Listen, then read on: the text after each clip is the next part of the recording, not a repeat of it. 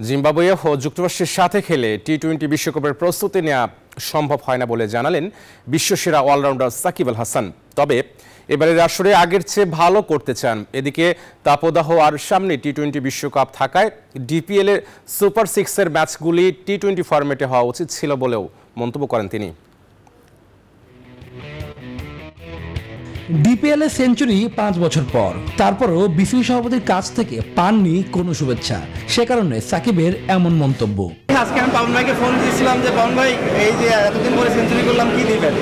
জীবনে প্রথমবার প্রিমিয়ার লিগে সেঞ্চুরি করলাম। জিম্বাবুয়ে সিরিজে শেষ 2 ম্যাচ খেলবেন সাকিব। তবে রোডেশিয়ান আর যুক্তরাষ্ট্রের মতো দলের বিপক্ষে খেলে বিশ্বকাপের প্রস্তুতি নেওয়া সম্ভব হয় না বলেও মন্তব্য মিস্টার অলরাউন্ডারের। জিম্বাবুয়ে ইউএসের সাথে খেলা বিবেচনা করে আমি ওয়ার্ল্ড কাপ চিন্তা করি, আমার কাছে মনে হয় খুবই ভুল হবে।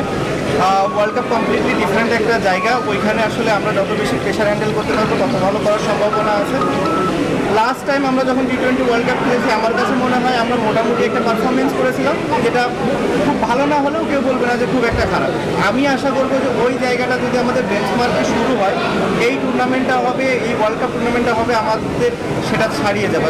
ডিপিএল এর সুপার সিক্সের ম্যাচগুলো মাঠে গাওয়াচ্ছে ওয়ানডে ফরম্যাটে। প্রচন্ড তাপদাহ, তার উপর সামনে টি-20 বিশ্বকাপ। তাই ডিপিএল এর সুপার সিক্সের ম্যাচগুলো টি-20 ফরম্যাটে হওয়া উচিত ছিল বলে মনে করেন তিনি। আমার কাছে মনে হয়েছে যে সুপার লিগটা যদি আমাদের টি-20 ফরম্যাটে হতো, এটা আমাদের দেশের ক্রিকেটের জন্য ভালো হতো। অ্যাট দি সেম টাইম প্লেয়ারদের দিকটাও একটু যদি কেউ চিন্তা করতো, তাহলে আমার মনে হয় খুবই ভালো হতো। আমার মনে হয় খুবই অমানবিক এরকম একটা পরিবেশে সারাটা দিন আমাদেরকে রোদের ভেতরে খেলানো। এই জায়গাটাতে আমার মনে হয় অনেক ভালো একটা দায়িত্ব নেওয়া যেত। অ্যাট দি সেম টাইম এটা আমাদের ন্যাশনাল টিমের জন্য উপকৃত হতো, যেহেতু আমরা টি-20 ফরম্যাটে ওয়ার্ল্ড কাপ খেলতে যাচ্ছি। আমার মনে হয় খুব ভালো একটা প্রিপারেশন হতো। রাজধানীর মাদানী রোডে রুবেল হোসেনের মোটরসাইকেল শোরুম উদ্বোধন অনুষ্ঠানে সাকিব ছাড়াও উপস্থিত ছিলেন সাব্বির রহমান, নুরুল হাসানরা। তারা জাহিদ ভাইয়ের কাছ থেকে কালেক্ট করবেন আর যারা শুভ দেবনাথ, নিউজ 24, ঢাকা।